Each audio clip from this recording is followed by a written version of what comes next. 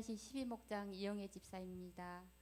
참 좋으신 하나님 아버지, 이신칭의로 축복과 은혜 주심을 감사드립니다. 부족하고 연약한 삶을 간증할 수 있게 인도하심을 감사드립니다. 교회 다니기 시작한 것은 결혼 후 시부모님께서 춘천 중앙감리교회를 섬기셔서 자연스럽게 예배를 드렸습니다.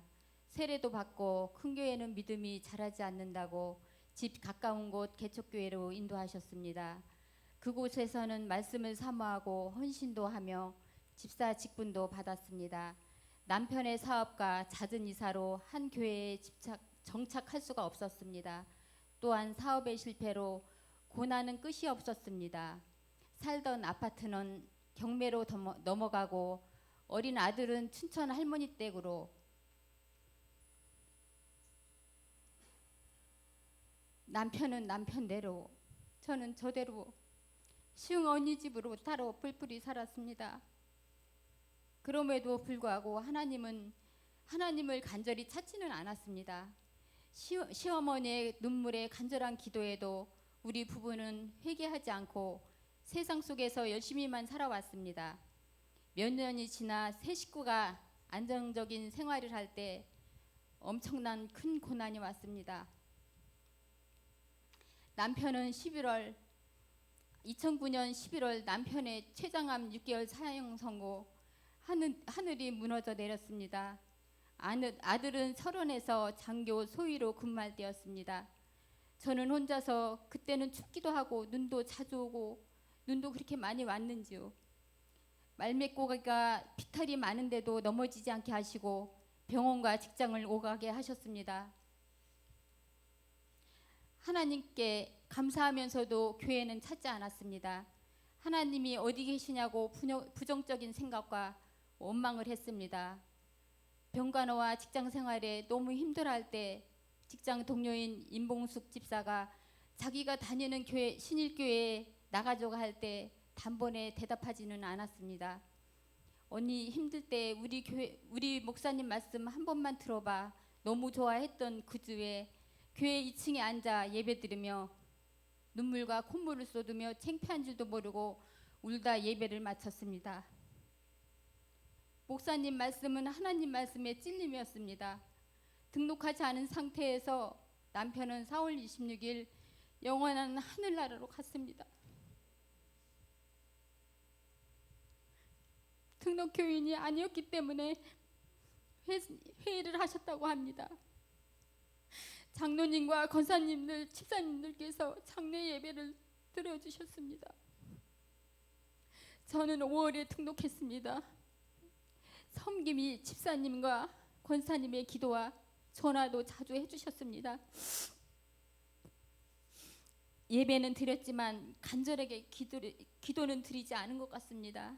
목장 예배는 한 번도 드리지 않았습니다. 회사의 바쁜 핑계로 지금 생각하니 목자를 힘들게 한 목원이었습니다. 그러던 중 1-12목장을 편성이 되어 권사님의 목자이시면서 변화가 생겼습니다. 우리 목장은 다들 직장 다니는 분들이어서 목원들은 2부 예배 후 목장 모임을 했습니다. 식사도 함께하고 말씀과 기도를 함께하며 교제했습니다. 평신도 훈련도 안내받고 저는 양육방과 신구약 성경 공부도 마쳤습니다. 그 공부를 통해 하나님 말씀을 더욱 알게 하시고 말씀과 예배를 사모하게 하셨습니다. 다른 목원들은 제자 훈련도 받고 성가대원으로 섬기는 분도 있습니다. 이번 17차 세일의 특별 새벽 예배를 통해 목자이신 권사님께서 목원들을 권면하여 세겹줄 기도를 완주하게 하신 하나님, 고난도 하나님께서 사랑하시어 연단하여 단단하게 훈련시켜 불순물을 빼 사용하신다는 것을 깨닫게 하셨습니다. 세일을 통해 새벽 예배를 사모하게 하시고 알람이 꺼져도 새벽을 깨우시는 하나님, 새벽 기도를 들어 일하시는 하나님 아버지, 1-12목장 기도 동역자가 되게 하여 주심을 감사합니다. 세상을 멀리하게 하시고 말씀과 예배를 사모하게 하시는 하나님, 장막도 주심에 감사드립니다. 16년 다니던 직장도 더 이상 재짓지 않게 결단하여 사표 쓰게 하시고 곧바로 새로운 직장을 인도하심을 감사드립니다. 작은 신음에도 응답하시는 하나님 아버지, 감사한 마음을 주셔서 새 가족부를 섬길 수 있게 인도하심을 감사합니다. 가장 연약할 때 부르시는 하나님 아버지, 반면 교사를 삼아 하나님 뜻대로 살기를 원합니다. 이 모든 말씀 하나님께 감사와 영광을 드립니다. 신일교회 사랑합니다.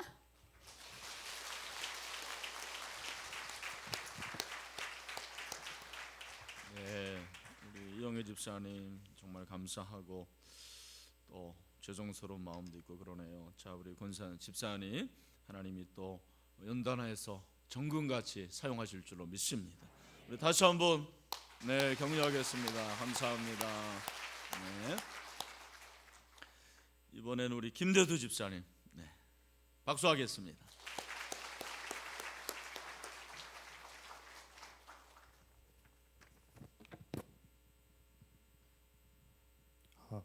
안녕하십니까.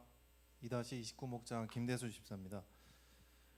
10년 전 지금의 직장에 입사했을 때 신일교회 다니시던 집사님께서 지금의 아내를 소개해 주셨고 정말 저와는 전혀 인연이 없던 금천구의 신일교회라는 곳에 등록까지 하게 되었습니다. 미인인 아내를 얻기 위해서 그때는 이 먼 교회를 그렇게 열심히도 인천에서 다녔던 것 같습니다. 그때 저의 신앙을 생각하면 정말 껍데기뿐인 허울뿐인 짝퉁 그리스도인이었습니다. 특히 2-3년 전부터는 저의 이 신앙의 답보 상태, 그리고 죄악에 머무는 썩은 냄새가 나는 이 자리를 박차고 나오고 싶어 발버둥을 쳤지만 세상의 것에 사로잡혀 쉽게 그것들을 떨쳐내지 못하고 어정쩡한 그리스도인의 모습으로 살아왔습니다. 하지만 믿음의 가정에서 자란 현숙한 아내를 만나게 하시고 이 신일교회를 통해 저를 회복하게 하시고 세워주신 모습을 되돌아보니 이 모든 것이 하나님의 계획하심이고 놀라운 은혜요 복임을 새삼 깨닫게 되었습니다. 그렇게 두 아들과 내 식구가 행복하게 지내고 있었지만 믿음의 가정에서 자란 저의 모태신앙은 다 찌그러진 바퀴처럼 삐걱대면서 겨우 굴러가고 있었습니다. 제자훈련 준비반도 좋을 것 같은데 한번 들어볼까를 몇 년 동안 생각만 하고 실천하지 못하고 있었고 개인적으로 해결되지 않은 여러 가지 죄악들을 떠안고 신앙생활을 하고 있었습니다. 주일의 신앙은 평일의 삶의 예배로 이어지지 못하고 그러면서도 남을 판단하고 정죄하며 죄인임을 자각조차 못하는 사실은 중병을 가지고 신앙생활을 힘겹게 해나가고 있었습니다. 그러던 중 작년 결혼생활 8년 만에 아내가 큰 수술을 하게 되었고 아내가 큰 수술을 감당하는 모습을 보며 아무것도 할 수 없는 인간으로서의 나약함과 나의 죄로 인해 아내가 힘들어졌다는 생각에 온전한 정신으로 일상생활을 하기가 힘들었습니다. 그렇게 그 광야에 던져졌다고 생각한 날, 암흑 속 터널에 나뿐이라고 생각하던 그날 오직 내가 의지하고 나를 위로해 주실 분은 하나님뿐이라는 생각에 제일 먼저 제자훈련 준비반을 신청하였습니다. 제정신이 아니었던 제가 어떻게 제자훈련 준비반을 신청하고 주님을 찾을 수 있었는지 지금 돌이켜보면 다 주님의 놀라운 은혜였음을 고백합니다. 그리고 놀랍게도 바쁘고 결심이 서지 않아 미루어두었던 제자훈련 준비반이 그렇게 기대가 되고 기다려졌는지 정말 감사했습니다. 훈련을 받기 전까지 말씀과 기도로 준비하였고 그 과정 속에 하나님은 저에게 큰 위로와 사랑을 전해주셨고 그렇게 오랫동안 외면했던 하나님은 제가 그분을 찾으니 한달음에 저에게 달려와 주셨습니다. 저를 돌아온 탕자처럼 기쁘고 따뜻하게 안아주셨습니다. 그리고 십자가에 죽으셨다가 사흘 만에 살아나셔서 나와 함께 계시는 살아계신 그리스도를 진정으로 체험하게 되었습니다. 그때부터 우연일치인지는 모르지만 일주일 동안 말씀을 읽고 교회 예배에 참석을 하면 담임 목사님께서는 그 말씀 구절로 설교를 해주셨고 평일에는 기독교 방송에서 나오는 찬양과 설교로 저를 위로해 주시고 치유해 주시는 사랑을 체험하게 되며 온전히 그분을 만나게 되니 아내를 고쳐주시고 회복하게 해주실 거라는 믿음이 생겼습니다. 제자훈련 준비반을 거듭할수록 나는 죄인임을 자각하게 되었고 매일매일이 제 절벽 앞에 서 있는 모든 것이 온전하지 않은 저의 모습을 직면하게 되었습니다. 그때마다 하나님이 아니면 나는 아무것도 아니며 다시 살 수 없음을 고백하고 또 고백하게 되었습니다. 또한 나를 괴롭혀오던 죄의 끈을 단번에 끊어버리게 되는 역사가 일어나고 매일매일 주님 은혜로 하나님 의로 그분을 찬양하고 기도할 수 있다는 것에 너무나 감사했습니다. 이전보다 더 그분을 많이 사랑하게 되었음을 고백합니다. 어느 찬송 가사처럼 어둠 속에서 헤매이던 내 영혼 갈 길 몰라 방황할 때 주의 십자가 영광의 그 빛이 나를 향해 비추어 주시고 하나님을 다시 만나게 되면서 옛사람은 죽고 새로 태어난 2017년은 저의 첫 번째 영적 생일이 된 해가 되었습니다. 며칠 전 아내가 수술 후 처음으로 검사 결과를 받는 날이었습니다. 아내에게 말은 못하고 있었지만 전날부터 그 생각에 잠이 오지 않았습니다. 출근길에 극동방송을 들으며 아내를 고쳐달라고 기도를 하는 중에 찬송이 흘러나오는데 정말 주체할 수 없는 눈물 때문에 운전도 하지 못하고 가까스로 사무실에 도착해서 차를 세웠습니다. 그때 하나님의 음성이 아무 걱정 말아라 깨끗하게 고침받았다라고 하시는 것 같았습니다. 마음이 너무나 평안해졌고 정말 오후에 모든 결과가 정상이라는 아내의 전화를 받았습니다. 감사했습니다. 간증을 마무리하면서 지난 시간 방황했던 저를 문 밖에서 기다려주신 하나님을 생각하니 마음이 먹먹해지고 이 죄인을 다시 그 큰 사랑으로 보듬어 주신 하나님께 감사드립니다. 또한 이 자리를 빌어 항상 눈물로 기도해 주신 고정현 이두희 장인 장모님과 마음속 깊은 위로를 주신 담임 목사님과 사모님, 그리고 26기 제자훈련 준비반 동역자 여러분, 그리고 훈련반을 이끌어 주신 최지훈 목사님과 이성훈 교구 목사님, 그리고 저희 목자 목녀 집사님께 감사를 드리고, 그리고 보이지 않는 곳에서 기도해 주신 여러분께도 감사를 드립니다. 앞으로도 저를 죽이고 하나님께 순종하며 환난과 어려움 속에서도 그 먹구름을 거치게 하시고 빛으로 인도해 주셔서 승리하게 하시리는 오직 하나님임을 고백하며 하나님께 모든 감사와 영광을 올려드립니다. 이것으로 부족한 간증을 마치겠습니다. 감사합니다.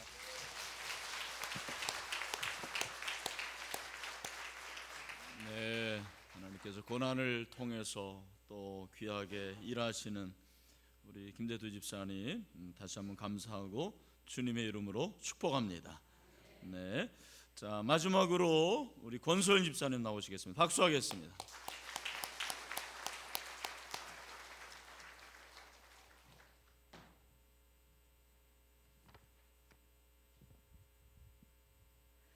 (3-7) 목장 권소윤 집사입니다.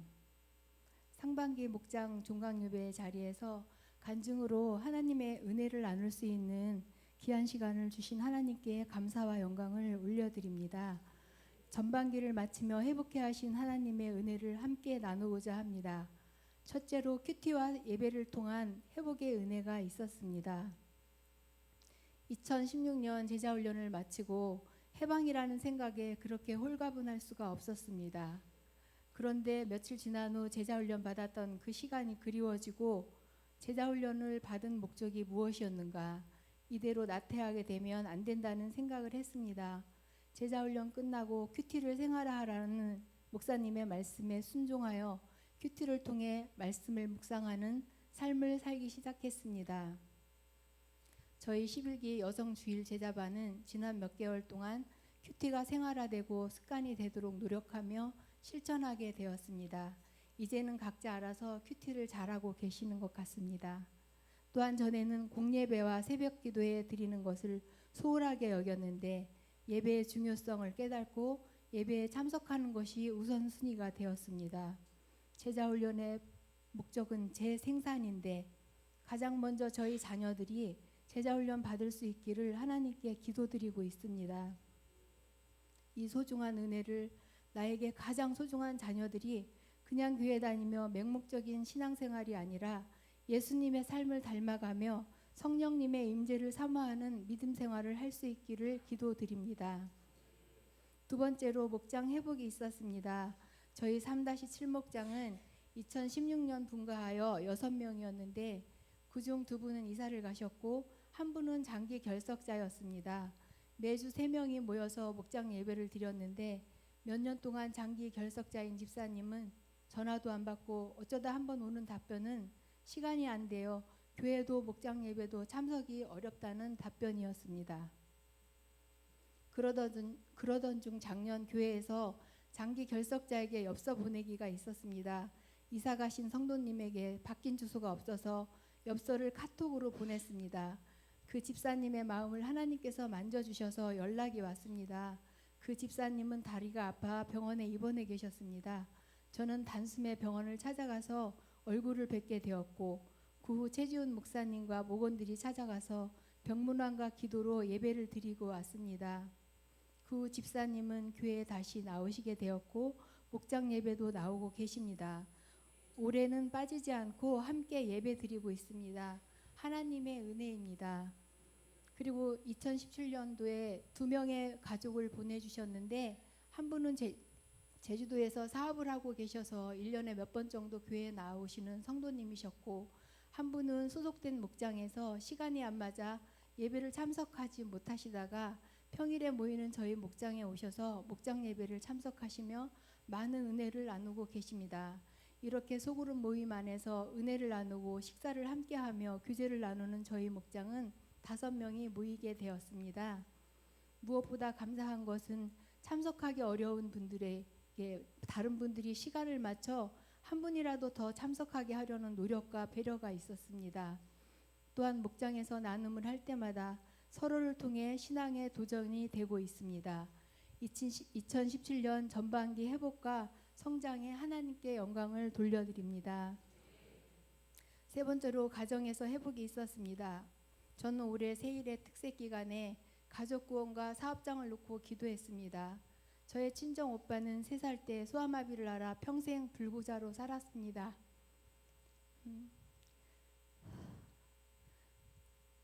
이런 아들이 사춘기에 잘못될까봐 엄마는 오빠를 절에 휴양을 자주 보내셨고 그로 인해 오빠의 불심이 깊어 아무리 전도해도 그 마음이 움직이지 않았습니다.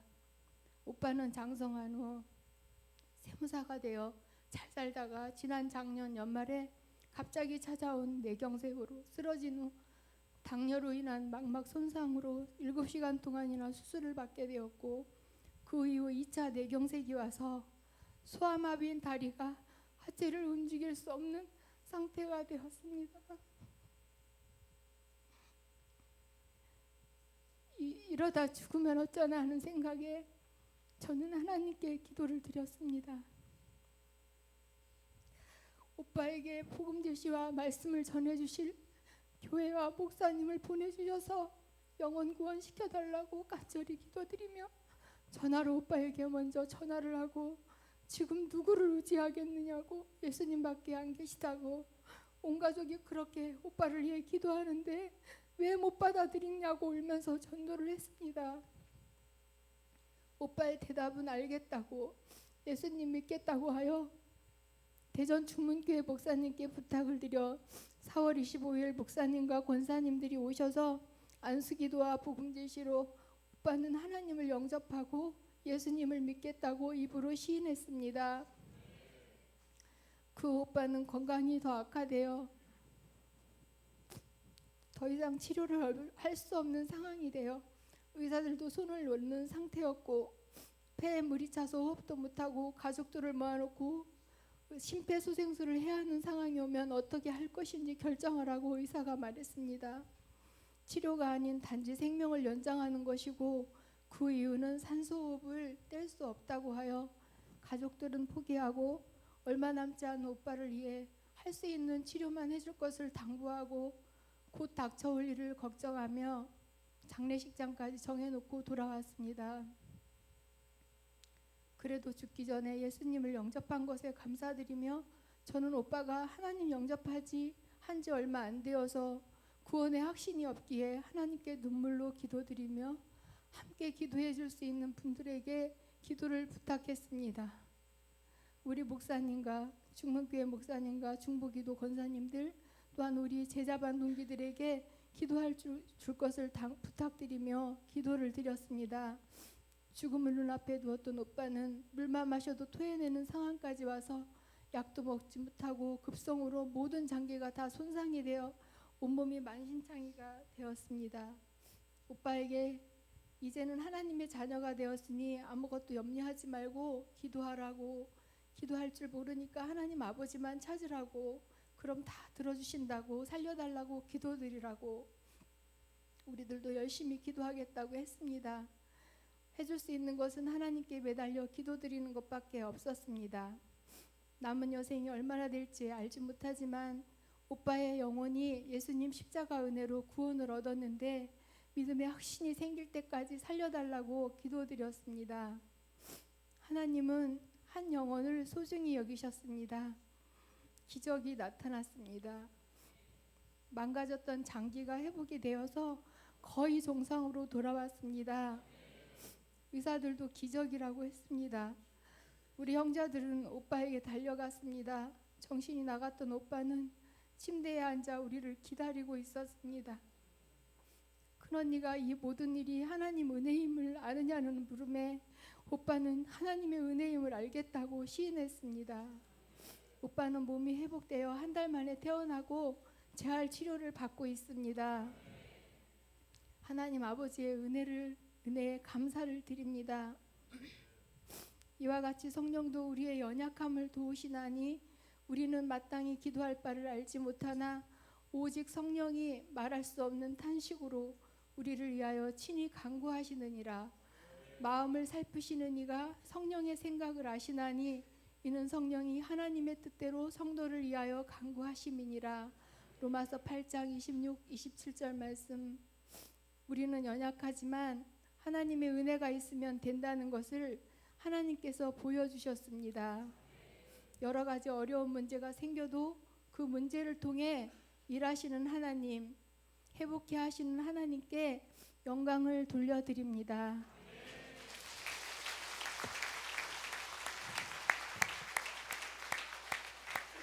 할렐루야.